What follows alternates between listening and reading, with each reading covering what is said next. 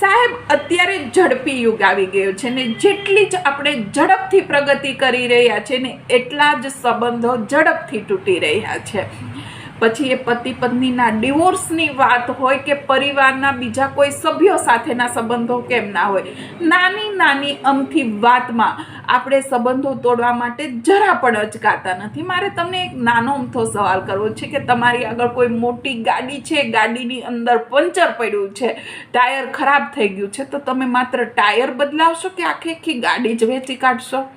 નહીં વેચો ને, એમને માત્ર ખાલી ટાયર જ બદલાવશો ને. એ ગાડીની તો કિંમત છે, પરંતુ આપણા સંબંધો છે ને એ અમૂલ્ય છે, એમની કોઈ કિંમત નથી, છતાં પણ આપણે તોડી નાખીએ છીએ. સંબંધો તોડતા પહેલા 1000 વાર વિચારો.